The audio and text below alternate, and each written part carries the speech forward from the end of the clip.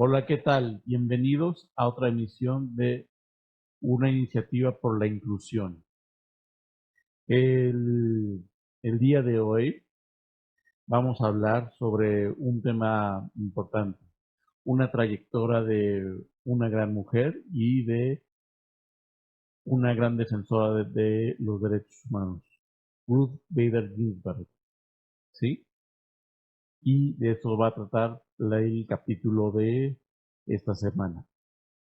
Antes de comenzar, empecemos a dar la bienvenida a los que nos están sintonizando, nos están poniendo en el botón de play. ¿Sí? Hay que recordar que una iniciativa por la inclusión es un, un módulo, un programa dentro del canal Entre Todos de YouTube, Facebook. Y esta es una plática muy sencilla, muy humana, con datos duros, con lo técnico, con lo que toda gente le podría interesar saber, pero hacerlo de la manera que todas las personas puedan entender la importancia de temas de trascendencia para que entre todos sepamos lo que está pasando, ¿sí? En caso de que ustedes quieran seguir entre todos, tenemos aquí el link de seguir y denos like en Facebook y en nuestro canal de YouTube. Por favor, suscríbanse, ¿sí? Por si acaso quieren seguirme a mí en los detalles más técnicos de la actividad más técnica profesional que yo ejerzo como activista, como abogado, como académico, soy profesor de varias universidades. A- Aquí tienen los datos de contactos tanto de mi Facebook como de mi Twitter. Sería en Facebook de Pavía y Asociados y en Twitter Agustín de Pavía. Aquí arriba tienen los aspectos de cómo seguirme en redes. Ya que hemos explicado el contenido, la introducción en sí mismo, vamos a continuar con el tema del día de hoy. Y nuevamente, no olviden dejar sus comentarios, sugerencias, temas o dudas. Hay algunos temas que ya tenemos planeados, programados, y otros temas como el de esta semana, que hemos tenido la prudencia de hacer un análisis profundo, de hacer un análisis con fuentes para saber exactamente qué es lo que estamos haciendo.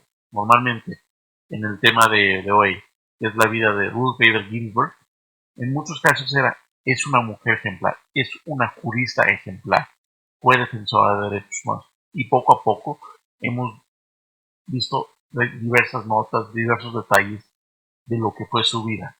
Por eso hemos tomado este tiempo para precisamente verificar todos esos detalles y verificar con las fuentes de lo que estamos diciendo y posiblemente hacer relevante y ordenar todos estos detalles en una manera que todos los podamos entender, en una narrativa emotiva, porque realmente tanto ella como persona, como jurista, como juez, tuvo una vida ejemplar. Entonces nos dimos a la tarea de cómo hacer una narrativa llamativa que pudiera dar el impacto de realmente cuál fue la importancia y la trascendencia de Ruth Bader Ginsburg, la segunda mujer en servir en la Suprema Corte de los Estados Unidos, y se reconoció como una defensora de los derechos de las mujeres y también de varios derechos humanos, de varios derechos fundamentales o derechos civiles, como lo denominan en Estados Unidos.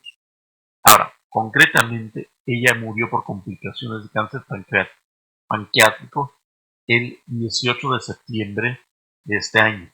Tenía 87 años. Y aún con el hecho que ya había superado el cáncer pancreático y que tenía 87 años, ella seguía trabajando, ella seguía dando sus opiniones en la Suprema Corte, ya sea hasta telefónicamente cuando no podía asistir, estaba dando los argumentos, asistía a las sesiones de la Corte telefónicamente. Y para una mujer, una persona con esa trayectoria, situaciones de qué la motivaba, cuál era su motor, es decir, por eso era importante saber estos detalles y que fuera un ejemplo para que todos sepamos lo que se puede hacer con la voluntad y la convicción de ciertas personas. Serían un ejemplo a seguir. Por eso estamos dedicando este capítulo y posiblemente los siguientes capítulos a su vida. O a lo mejor no propiamente a su vida, pero a lo mejor a ciertos temas de que podemos ver a través de este capítulo, que tenemos que verlo más técnicamente de, por ejemplo, qué es litigio estratégico, la importancia que una Suprema Corte decida un tema jurídico, la importancia que un alto tribunal constitucional pueda explicar a la sociedad los problemas jurídicos reales y cómo plantean las soluciones o cuáles son los límites para que la sociedad lo resuelva. En algunos de sus casos de la juez Ginsburg, ella dijo, esta es mi opinión, no comparto la opinión de la mayoría, pero se debe resolver así. Era su opinión disidente. Y una de dos, sus opiniones disidentes después fueron mayoría o en ciertos casos esa opinión fue base para cambios legislativos en los siguientes años. Bueno, vamos a empezar. La estructura de cómo está hecho este capítulo es de la siguiente manera. Primero es un aspecto de su vida, desde su infancia, la influencia que tuvo su mamá en su vida, cómo tuvo su vida con su pareja, su familia y cómo hizo los cambios de su familia. La persona que era Ruth Bader Ginsburg. La segunda parte era la litigante, la abogada que era Ruth Bader Ginsburg. Y también, además de litigante, la académica que era Ruth Bader Ginsburg. Y por último, la juez, tanto en una jueza federal constitucional como la jueza de la Suprema Corte de Justicia. Y la trayectoria y los años que fue jueza. El legado jurisprudencial que deja y el ejemplo de ser una mujer jueza para las siguientes generaciones.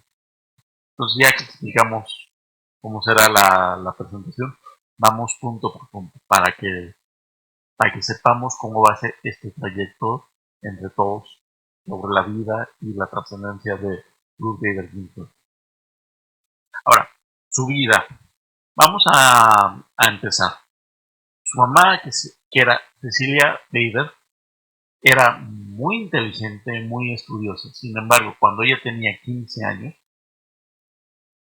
sus papás no tenían otra alternativa más que decir que su hermano podía ir a la universidad. ¿Sí? Ella quería ir a la universidad, tenía la posibilidad, pero se tenía que quedar a trabajar en la fábrica de sus papás. Y su hermano fue a la universidad. Esa inquietud que la mamá de Ruth tenía, se lo transmitió a su hija. Y esta inquietud, su hija Ruth, lo expresó de la siguiente manera. Era una excelente estudiante. Tenía todos los elogios y premios en la preparatoria. Pero el día antes que Ruth se iba a graduar, su mamá murió de cáncer. Entonces, siguiendo la tradición judía y la situación particular de los hechos de que acaba de morir su mamá, ella no fue a su graduación a recibir los premios, elogios y medallas. Resulta que sus profesores días después le tuvieron que entregar estos premios y elogios. Esto es importante, la trascendencia que tuvo la mamá de Ruth en su vida. Por ejemplo, cuando fue nominada por el presidente Bill Clinton en 1993, en ese discurso que ella dio en el Jardín de las Rosas en la Casa Blanca, dijo, espero que mi mamá tenga el bien y que ella esté orgullosa de mí como mujer y que logré lo que ella no pudo lograr. Ahora bien, ella también le decía siempre, su mamá le dijo dos cosas: sé una dama y sé independiente. Entonces, esa es la trascendencia que su mamá tuvo en Ruth. Pero no solamente eso, hasta ahorita es nada más ser una persona independiente, ser tu propia persona. Ahora, ¿eso cómo se traduce en ser la gran defensora de las mujeres, ser la gran jurista que fue? Realmente eso no, su situación personal de su familia no se explica con ese simple hecho. Por eso tenemos que ir cuando ya se gradúa de la preparatoria y entra a la universidad, ¿sí? Ahora, es en la universidad como estudiante de Derecho. Originalmente ella fue una de las mujeres más brillantes en su generación en la preparatoria. Sus calificaciones, sus aptitudes le permitieron ingresar a Harvard. Pero estamos hablando que era el Harvard en 1950. Y ella nos relata una experiencia que tuvo. Ella, junto con 6 mujeres de su generación, el rector, el que se llama el dean de la carrera de Derecho, les cuestionó que justificaban la razón de quitarle uno de los 6 lugares a hombres en su carrera. ¿Y sabes cómo se justificó ella? Teniendo el mejor promedio y tener la posibilidad de ser directora de la revista de Derecho de Harvard. Y ese fue como el primer detalle. Y otro detalle, ella también conoció a su esposo, Ruth Ginsburg.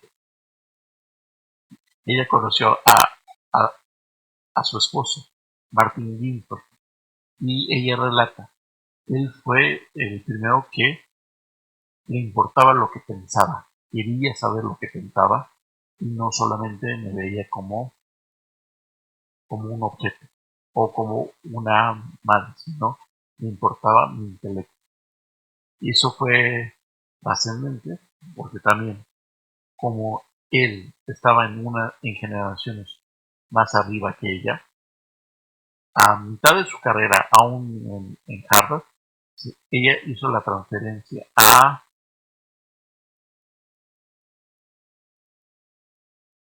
la, a la Universidad de Columbia en Nueva York. ¿Por qué?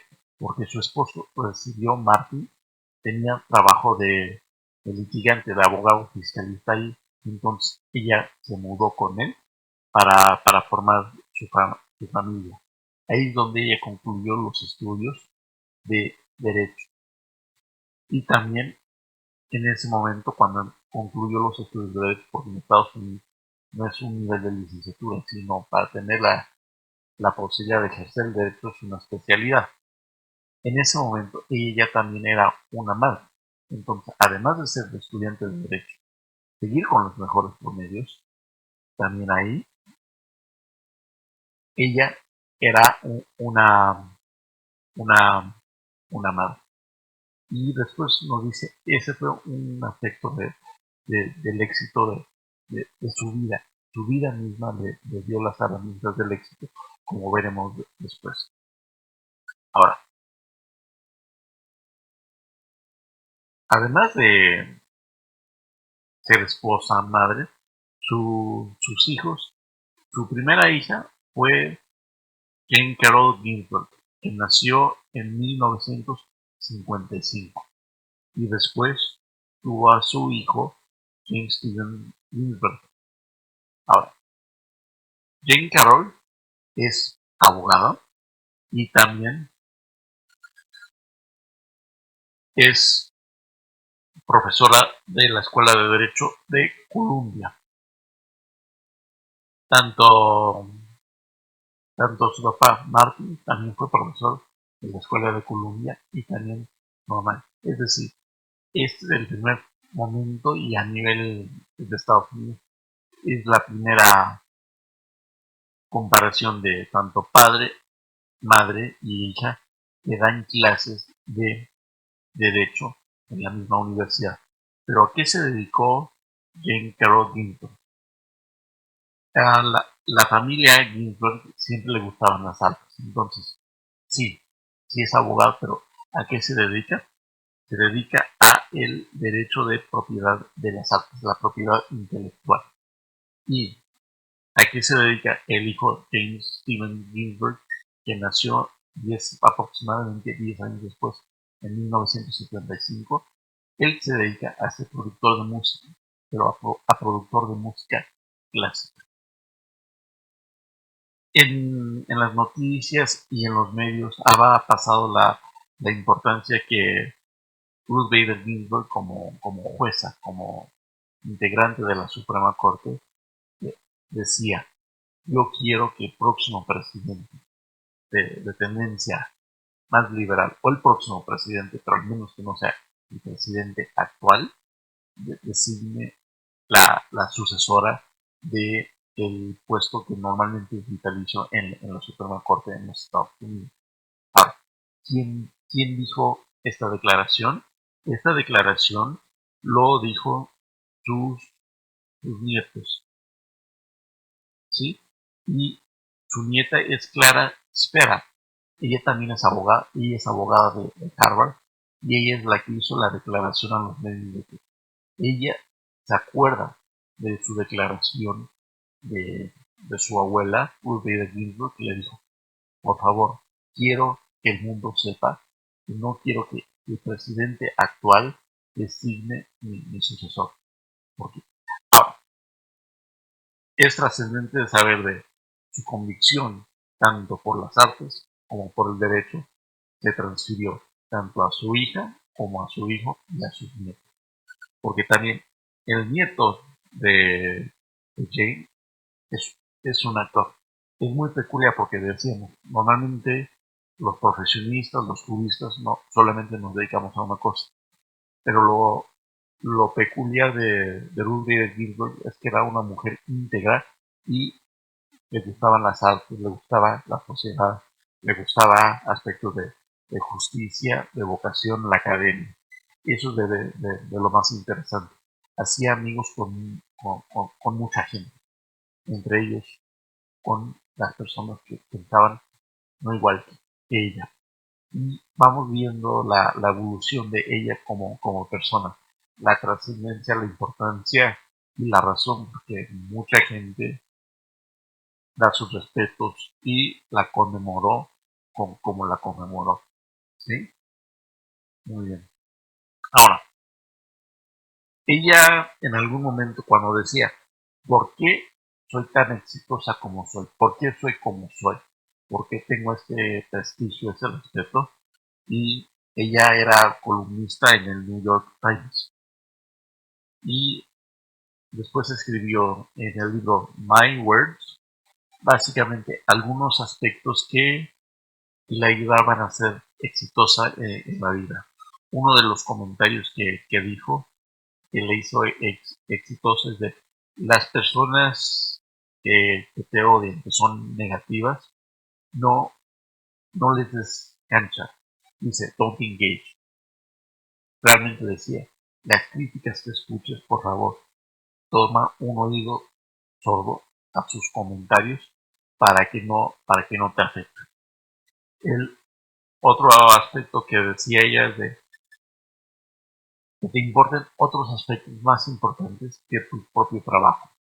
Y ella decía de que ella tenía una perspectiva más eficaz, más técnica, con más criterio, por la experiencia ella como estudiante de Derecho, por ser mamá y estudiante de Derecho. Es una experiencia que sus demás compañeros o compañeras no tenían. Y decía, ¿por qué? Porque yo sé que la vida no solamente era mi trabajo. Es una sugerencia de que te importe más cosas que tu trabajo. El otro es, escoge una pareja que, que crea en ti.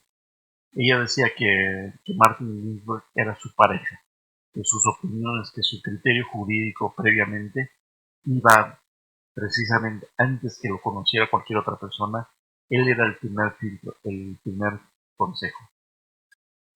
Ejemplificativo de esta importancia del tipo de vida y de respeto es de él cuando tenía el trabajo en Nueva York, ella dejó la universidad para ir con él y seguir en familia. ¿Sí? Y posteriormente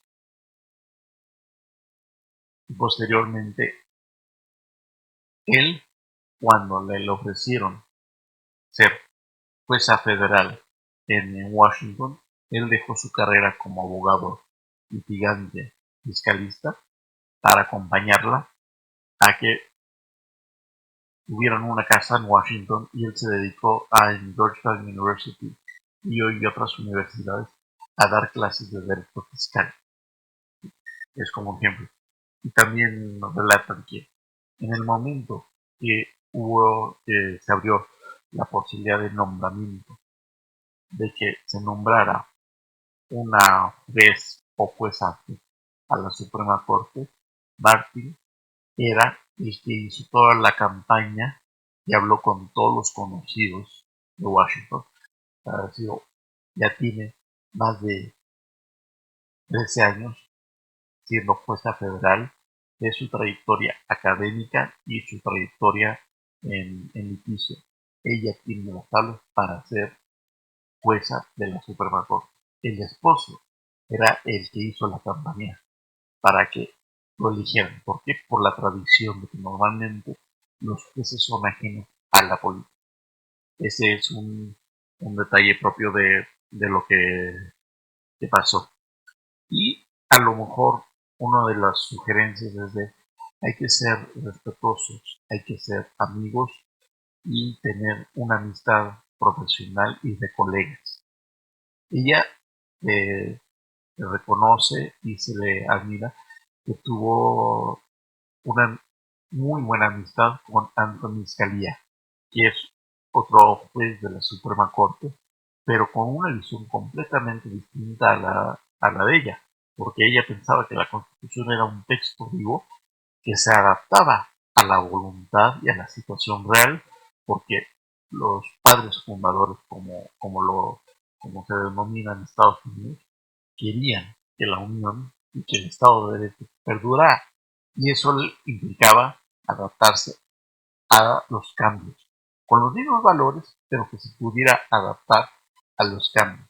Precisamente por eso le permitía a la Suprema Corte ser el intérprete del derecho, mientras que Anthony Scalia decía, no, hay una interpretación original de la Constitución, hay que respetar la voluntad de los padres fundadores, y en muchos de los casos sí se puede entender la circunstancia y hacer la analogía, pero hay otros momentos donde realmente los padres fundadores, la Constitución en sí misma, nunca fue planteada en ciertos sentidos.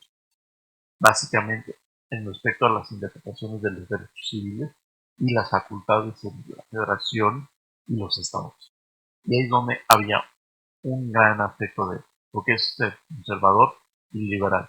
Sin embargo, Ruth Bader Ginsburg, siendo la más liberal, la más disidente, su mejor amigo en la corte fue la persona más conservadora, Anthony Scalia, y que normalmente compartían el gusto por la ópera y otros viajes y otros aspectos. Pero eso es un aspecto de que ella decía, no sabes que tus enemigos solamente sean tus enemigos, sino conócelos, que sean tus amigos en el aspecto profesional y en el aspecto personal. Y lo que los distrae, lo que genera conflicto, traten de olvidarlo y superarlo y encontrar camino común. ¿Sí? Ahora, durante la vida profesional, originalmente, ella siendo la mejor de su generación en promedio, teniendo las mejores actividades académicas y trabajando dentro de su periodo de escuela de pasante, donde uno adquiere la experiencia práctica, trabajó en uno de los mejores despachos de Nueva York. Sin embargo, cuando ella fue a buscar trabajo, le decían, es que realmente el despacho, la oficina, no hay un lugar para la mujer. Y su primer trabajo fue ser asistente de investigación y de análisis jurídico a un juez de Nueva York que se llama Edmund Palpalamaday.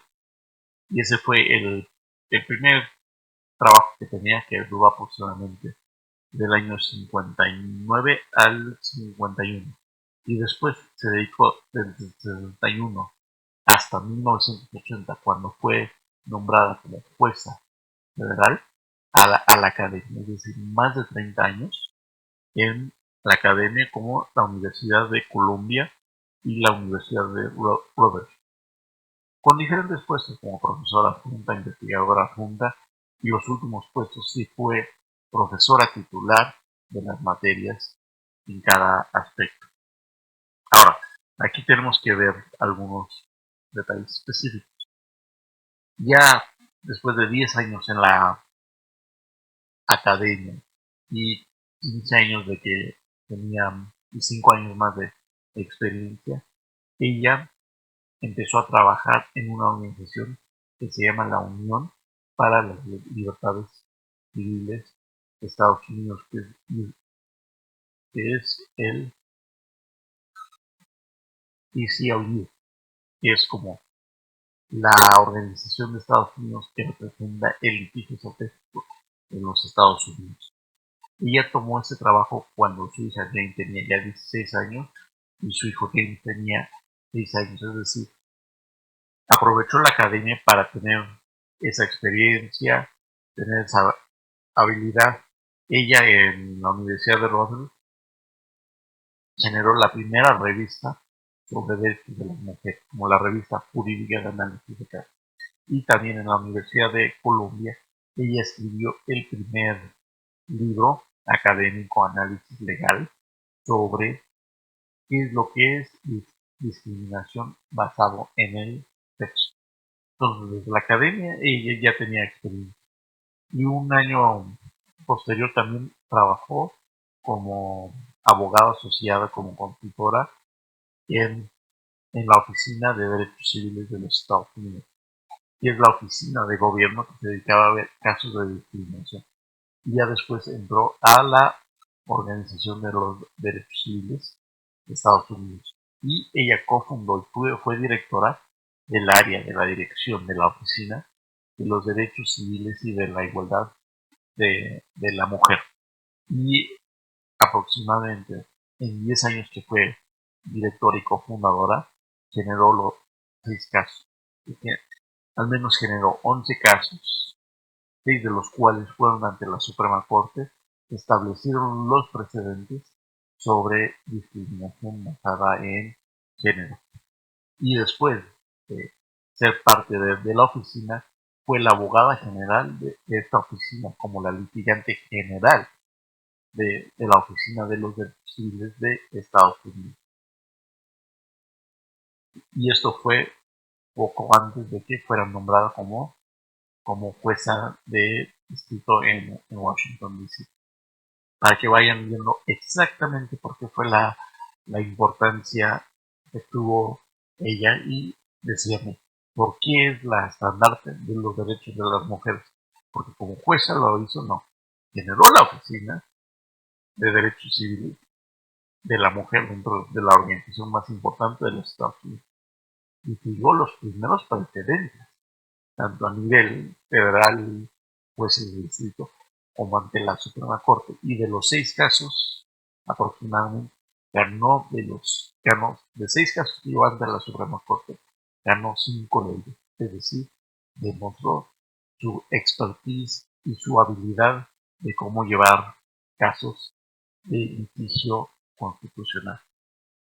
Ahora, un aspecto de que también se dice es cuando ella estaba litigando son los años 70.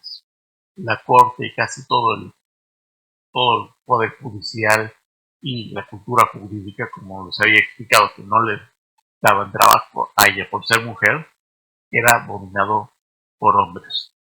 Un dato curioso, ya después que trabajó para un juez y que tuvo unos años en la academia, efectivamente los despachos ya la reconocían y le ofrecían trabajo, pero para ese entonces ella decía, no, sabes que el trabajo es más importante hacer cosas de trascendencia, cambiar la cultura, que nada más dedicarnos a ganar dinero y esos aspectos. Y normalmente ella no trabajó para ningún despacho durante su carrera. También comentan que trabajó para el gobierno en ciertas funciones, en ciertas oficinas, pero dentro de su currículum se distingue por casi 10 años de litigio estratégico en el ACLU. Ahora, ¿cómo planteaban los casos? Porque dices, una mujer que defiende los casos de mujeres, sus clientes van a ser mujeres. No, Ruth Bader Ginsburg dijo, para que los jueces entiendan la complejidad y sean susceptibles de entender qué es discriminación basada en género y no solamente en sexo, la mayoría de sus casos, los primeros casos, de los 11 casos que llevó, se basaban en una discriminación que se estaba generando a los hombres. O sea, sus clientes eran hombres y cuando se les estaba aplicando ciertas normas diseñadas en razón de género, se limitaban los derechos. O también tenía como la otra estrategia, cuando mujeres estaban haciendo funciones específicas fuera de, de la casa y funciones ya dentro de la profesión misma decía que las mujeres tenían que decidir sobre formar familia o sus derechos y renunciar a ellos. Y planteaba ese caso de por qué por ser mujer yo tengo que renunciar a ciertos derechos. Esos eran como los dos puntos de estrategia, o a veces tenía un caso de un trato normativo diferenciado. Claro, por las diferencias culturales y los estereotipos, lo decía, en tal o tal caso, una mujer puede tener estos derechos y un hombre con, con la misma edad no los puede ejercer. O un hombre y puede ejercer ese derecho y la mujer no. Ahora, ese es más o menos de tu litigio estratégico. El primer caso se involucraban sobre el derecho de los viudos, es decir, hombres que resultaban ser viudos no podían cobrar pensiones o ejercer derechos para poder cuidar a sus hijos. ¿Por qué? Porque las leyes estaban diseñadas específicamente para beneficiar y únicamente para beneficiar a mujeres. Entonces ella llevó los casos ante la Suprema Corte diciéndole, él quiere ser responsable de su familia, él tiene derecho en igualdad de circunstancias de tener los derechos de su mujer, de la persona que era su esposa. Nada más por el hecho de ser mujer le vas a negar esos derechos. En el caso de México, se han tomado estos casos siguiendo seguramente estos argumentos. Nada más por el efecto técnico jurídico. Algunos de los casos es Khan contra Serdin de 1974, Weinberg contra Winsfield y Califano contra Paul Papa de 1977. Ahora, también Ruth Bader Ginsburg manejó casos de embarazo y básicamente no era de embarazo, sino más bien eran mujeres que trabajaban y que necesitaban decidir, ¿trabajas o tienes a tus hijos? Esa era tu decisión. No era voluntad, sino más bien me estás poniendo en una determinación imposible de superar. Para poder seguir trabajando, yo tendría que hacer una interrupción del embarazo. Y eso es algo que no sería justificable porque las normas y la cultura me lo está obligando. El primer caso que ella llevó de estos asuntos se llama Strzok contra la Secretaría de Defensa, porque Strzok era una mujer que trabajaba en la Secretaría de Defensa, pero por las situaciones y cargas necesitaba renunciar a la posibilidad de estar embarazada. El otro caso era de la FLUR contra Cleveland Board of Education, que era una escuela educativa, también en 1974.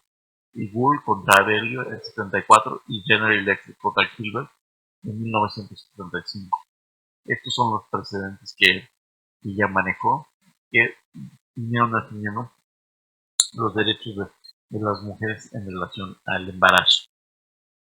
Y también manejó un caso importante de la esterilización forzada de mujeres y de mujeres afroamericanas.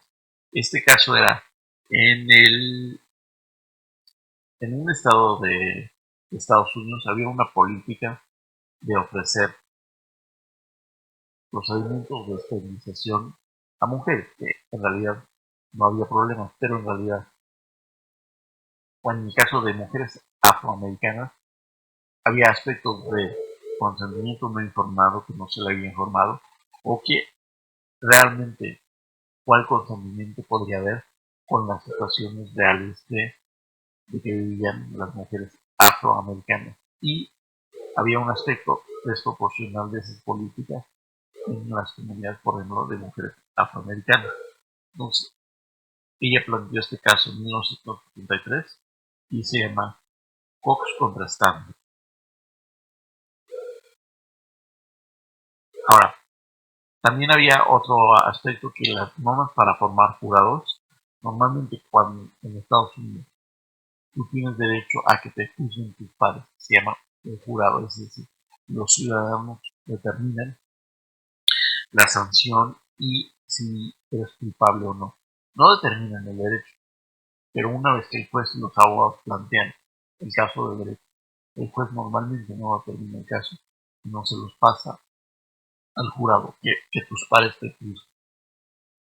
Para ese entonces, estamos hablando de los 70, había una norma de que era optativo que las mujeres fueran jurados. ¿Por qué? Porque dicen, cuando eres jurado tienes que estar ahí todos los días en el jurado, desde la mañana hasta la tarde. Y era el estereotipo de para las mujeres, las mujeres tienen que estar en casa cuidando a sus hijos. Por eso es optativo que sean miembros del jurado. Pero en la realidad eran mujeres que decían, yo no tengo hijos, yo sé que alguien más los puede cuidar, es un deber ciudadano, es una obligación como cualquier ciudadana ejercer este derecho al jurado. ¿Por qué me vas a negar a formar parte del gobierno y cumplir mis obligaciones civiles como ciudadano? ¿Sí? Y ella planteó estos casos, en el caso Edward Seavey contra Taylor y Taylor contra Luisiana y Durham, Missouri, que son de 1958 y 1965. Es decir, para ese entonces ella ya era la abogada general del ACLU. Y por último, también planteó en 1976 un caso un poco peculiar respecto a la Universidad de una Fraternidad de Oklahoma. Según la ley de Oklahoma, prohibía a los hombres adquirir alcohol antes de los 21 años de edad. Sin embargo, una mujer de 18 años de edad sí los podría adquirir. Entonces resulta que los hombres de esta fraternidad de Oklahoma no podían adquirir alcohol, pero sí le podían pedir a compañeras mujeres de 18 años que lo adquirieran por ellos. Entonces era un trato diferenciado y dijo ese planteamiento de un escrutinio distinto para distintos aspectos que lo vio la Suprema Corte. Es decir, ese caso era el escrutinio intermedio basado en leyes por discriminación de sexo. Originalmente ella fue nombrada de 1980 a 1993 al distrito de Columbia, que es DC, en la Corte de Apelaciones, es decir, 13 años como jueza federal de apelaciones, lo que nosotros conocemos como de amparo. Y ella tenía una tradición, en ese entonces, de tener una interpretación tradicional, al punto que cuando el presidente Bill Clinton la nombró, es excelente juez, pero la estás nombrando para ocupar el cargo de un integrante de la Suprema Corte y es liberal. Realmente ella tiene una tradición conservadora, entonces a lo mejor no escogiste a la jueza más idónea para ese caso. ¿Por qué? Porque ella tenía interpretaciones, si bien una interpretación progresista, pero era más limitativa respecto a criterios tradicionales, no era tan disidente en ese sentido. Esa era una preocupación en principio, 1993, cuando la nombraron. en sus inicios. Ahora, y aquí viene la discusión, otro aspecto político. Ahorita con el fallecimiento de Ruth Bader Ginsburg, la mayoría de la Suprema Corte es conservadora. Es decir, de los 9 integrantes, 5 ya tienen visiones conservadoras y uno más ya podría generar una mayoría casi absoluta de no solamente convencer a un juez o jueza de cómo votar, sino ya tendrías que convencer a dos. Durante su trayecto casi de 1993 hasta 2020, que estamos hablando de casi 30, de 25 años, 30 años, ella formó parte de la mayoría de 5 a 4 votos.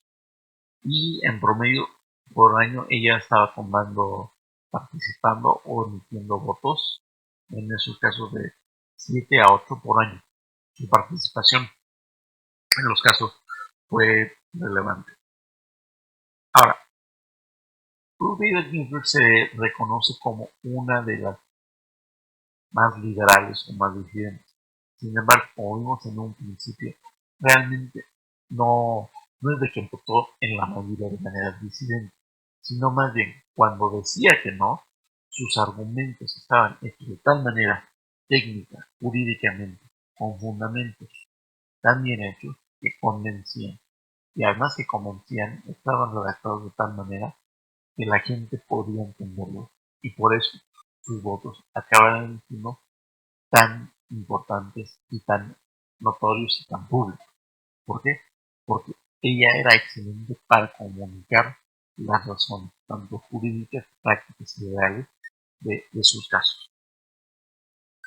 En promedio, en su trayectoria en la Suprema Corte, ella participó en 200 casos. Y, por ejemplo, en el último año de 2019, donde tenemos las estadísticas, en el 75% de las decisiones, ella participó en la mayoría. Y de 2019 hasta 2011 tenía un porcentaje de 75. Eso tenía un grado más alto de disidencia. Pero no estamos hablando de que fue alto.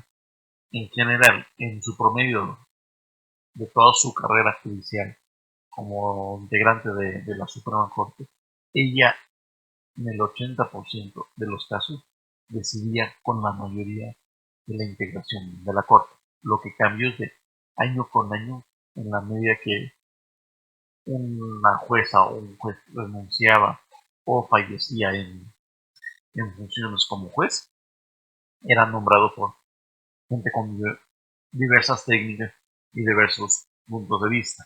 Entonces ella misma fue cambiando su postura para lograr un equilibrio adecuado, tanto de la determinación de la Corte como ser congruente con sus convicciones. Ahora, en sus trayectos de 200 casos, ella pudo dictar 21 casos, 21 sentencias, donde ella escribió esa sentencia y esa sentencia acabó siendo la mayoría. Es decir, en el 10% de los casos donde existe un precedente de la Suprema Corte, ella fue la voz cantante que dijo cuál era el estándar, cuál era el precedente y qué es el derecho en Estados Unidos en ese tema.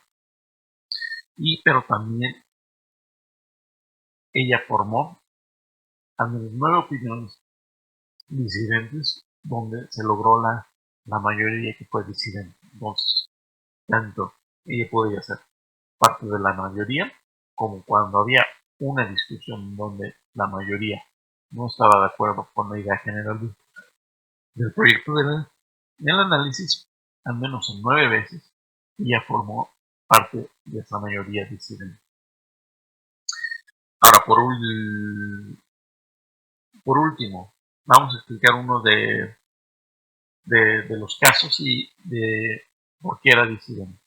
Había un caso del año de 2007.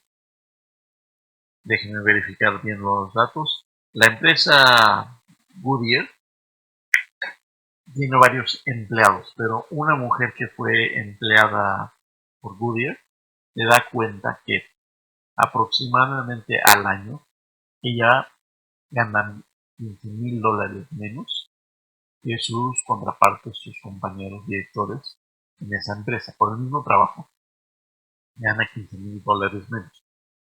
Y ella demanda bajo el título de los derechos civiles, el título de no discriminación en el ámbito laboral, que es el título, me parece que es el 7, ella ejerció una acción. Gana la acción en un, ante un juez y se le otorgan 360,000 dólares. ¿Por qué? Porque trabajó durante 20 años. Pero en la apelación, en el amparo, en la revisión, se dice, la acción de discriminación solamente está basada porque posiblemente hasta 180 días de salario. Y la mayoría dice, ¿sabes qué? Realmente la ley establece una limitación de derecho de tiempo para ejercer esa cantidad y los derechos y el monto del derecho. ¿Sí? Y la mayoría de eso es lo que dijo el juzgado del circuito 12 de apelaciones en Estados Unidos.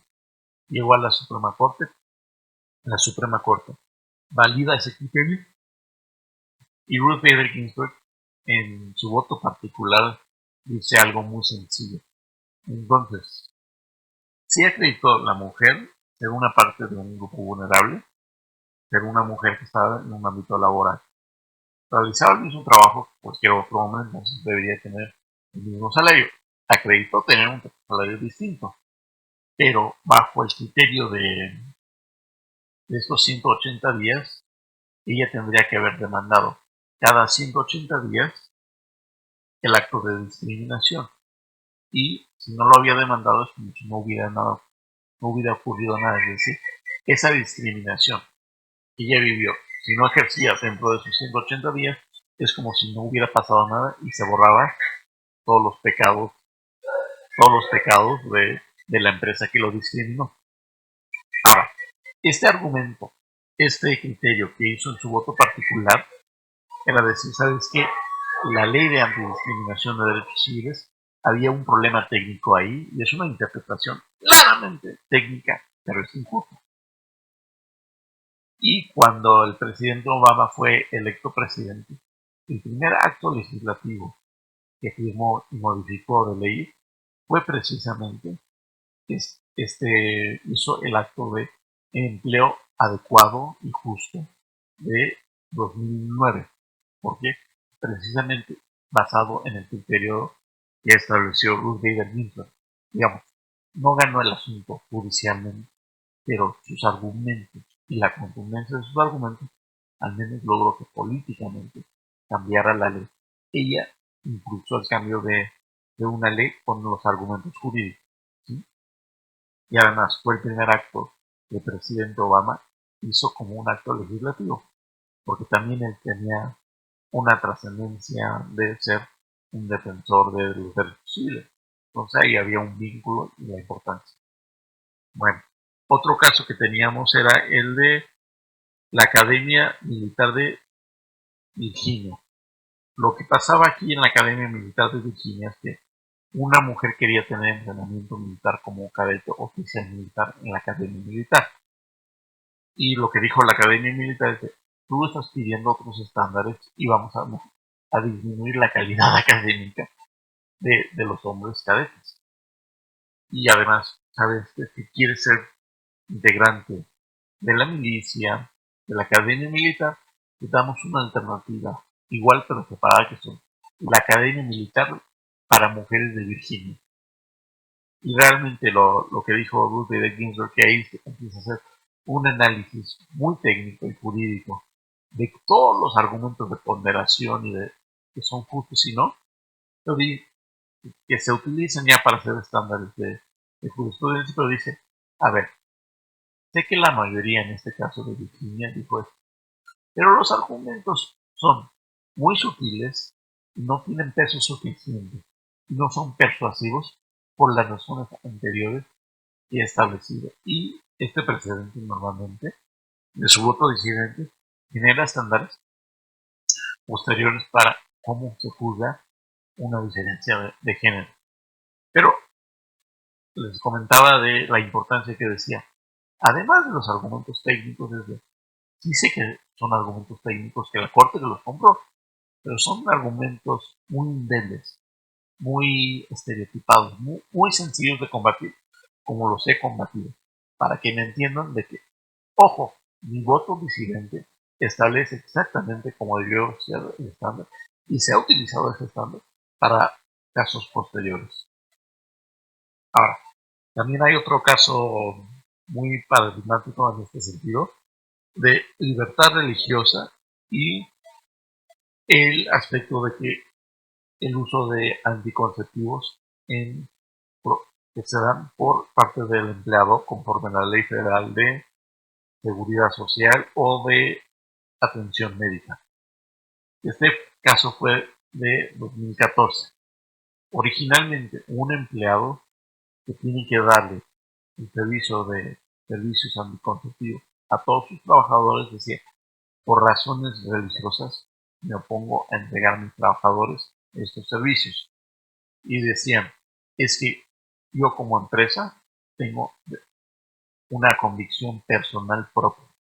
La Suprema Corte compró este argumento, pero la jueza Ruth Bader Ginsburg dice, a ver, una vez que eres una empresa, es de todo derecho y muy clásico que hay una diferencia entre las personas que forman la empresa, los directivos, y la empresa. Es decir, si hay cualquier problema, la empresa responde, la empresa hace todo, te vas contra la empresa y proteges a los directivos.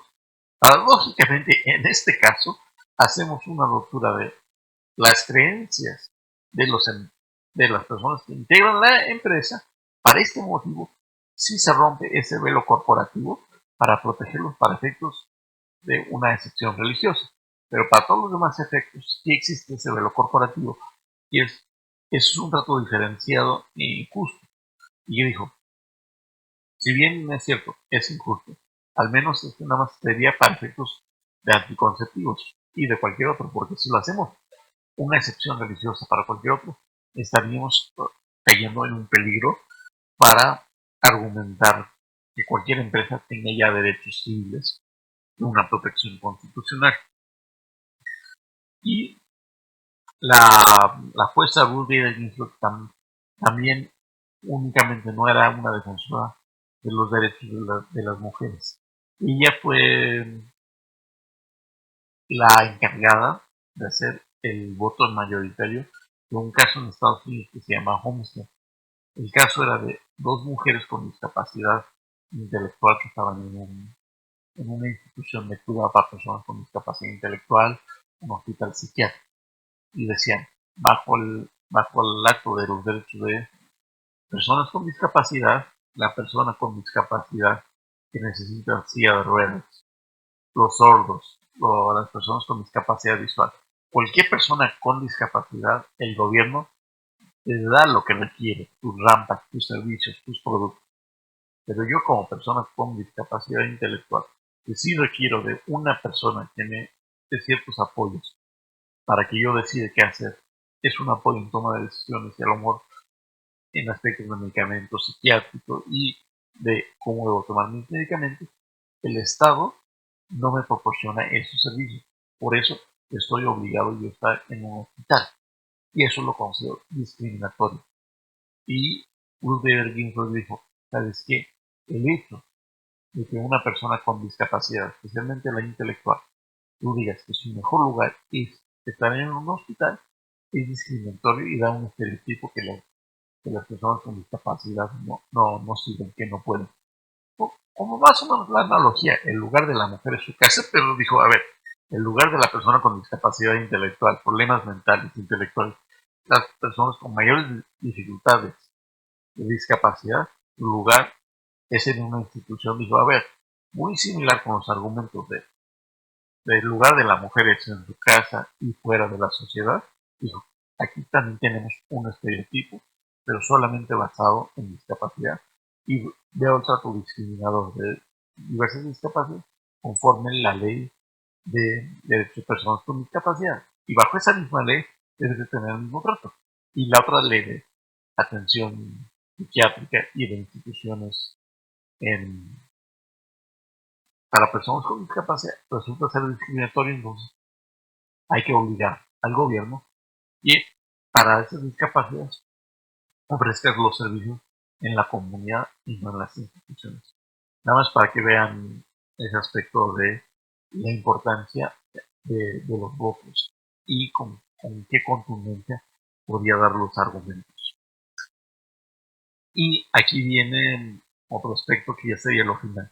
Y ese Ruth Bader Ginsburg, para una nueva generación de milenios que usaban la tecnología, se le conoció como la disidente. Era en inglés es Notorious RBG.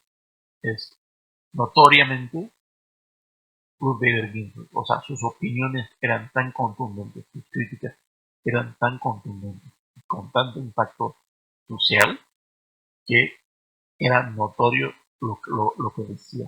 Su disidencia era contundente. Esto se hizo a través del análisis que hizo una alumna de derecho al ver sus votos disidentes. Y decía, había un rapero que se llama Notorious Big, que también era de Nueva York, pero era un rapero que daba una crítica social. Y hizo la analogía. Si quieres una crítica jurídica de justicia, de a Ruth Bader Ginsburg. Y era, nada más le puso Notorious RBG, haciendo la analogía con el mismo rapero, nada más que cambió la N por una B y se adecuó ese aspecto. Y ese es un aspecto que para las redes sociales, para todos, sus votos eran jurídicamente trascendentes y siempre tenía una opinión jurídica, una opinión que toda la gente podía entender en efectos prácticos lo que estaba pasando, por ejemplo, con los casos que les acabo de mencionar. Y otro aspecto que rompía la tradición es normalmente los integrantes de la Suprema Corte no dicen hacia dónde están yendo cuando están escuchando argumentos frente a los litigantes, o no dicen una opinión pública respecto a las situaciones que se están juzgando. Sin embargo, Ruth Bader Ginsburg en algún momento se empezó a identificar que normalmente usan la toga y ella como mujer podía utilizar un, una decoración que si ven las fotos van a ver que era algo que tenía sobre su cuello, que pensaba, normalmente lo hacen los jueces. No, normalmente los jueces no lo tienen. Pero ella cuando estaba en contra o iba a emitir un voto disidente, ella empezaba a utilizar eso como un símbolo de, en este caso, yo soy disidente. Ella ya estaba anunciando su disidencia y generaba un aspecto de, no sé cómo va a ser el caso, no sé qué, a lo mejor es un caso muy sencillo de que todos sabemos cómo se va a resolver, pero ojo, Ruth Bader Ginsburg nos va a decir algo.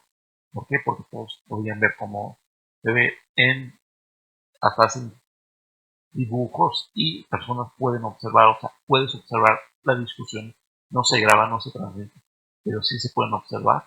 Entonces los reporteros de la corte y los reporteros en general cuando veían, ella tiene el velo de la disidencia, es de, en ese voto va a pasar algo interesante. En ese caso nos va a decir algo importante, trascendente, sobre derechos de la igualdad. Entonces, por eso era notorio su voz de disidencia. En algún momento, cuando en su funeral, que por cierto, ella es la única mujer judía que está enterrada en el Capitolio. Y en una de las discusiones, me parece que con la primera mujer ministra, Sandra de O'Connor, es de, si en un despacho nos hubieran contratado en 1970, hubiéramos sido socios y ganado dinero, pero no hubiéramos tenido la trascendencia que tuvimos. Gracias a esa exclusión que nos formó como académicos, como litigantes de derechos civiles, hemos logrado obtener el mejor puesto, el más importante puesto jurídico en todo el terreno de los Estados Unidos y verdaderamente lograr un cambio. Y Ruth Bader Ginsburg en algún momento de su opinión dice, soy disidente porque puede ser disidente en mi opinión, pero esa disidencia con los años se convierte en la base de la mayoría. Entonces, ella naturalmente y conscientemente era, sabiendo de la importancia de su función y de la importancia que ella tenía por su vida y el efecto que ella y Sandra Day O'Connor tenían para abrirle la puerta tanto a abogadas como jueces de la Suprema Corte. Ellas estaban conscientes de ser las únicas mujeres y también estar conscientes de actualmente la Corte tiene un mayor equilibrio con perspectiva de género que cuando ella lo integró. Había unos años donde ella era la única integrante mujer de la Suprema Corte. Bueno, espero que todos estos detalles al menos expliquen por qué fue tan trascendente y tan notorio y la falta que nos va a hacer la jueza Ruth Bader Ginsburg para las decisiones de la Suprema Corte de los Estados Unidos. Y nos vemos en la próxima sesión aquí entre todos en la iniciativa de una inclusión por todos. Antes de eso, tendríamos que ir cerrando de yo soy Agustín de Padilla Frías en la conducción y el desarrollo de contenido de una iniciativa por la inclusión. También quiero agradecer a Dalia Solís, nuestra intérprete de lengua de señas mexicana, que está aquí a mi lado. Muchas gracias por la interpretación que está realizando y en este caso, como es una discusión entre todos, estamos predicando con el ejemplo de tener una intérprete de lengua de señas y además con perspectiva de género. Y también quiero agradecer el equipo entre todos. Espero que todos estén bien. Y por favor, den comentarios de cualquier tema que sea de su interés y veremos entre todos cómo lo presentamos para abrir una discusión. Dejen sus comentarios, por favor, y compartan con sus amigos.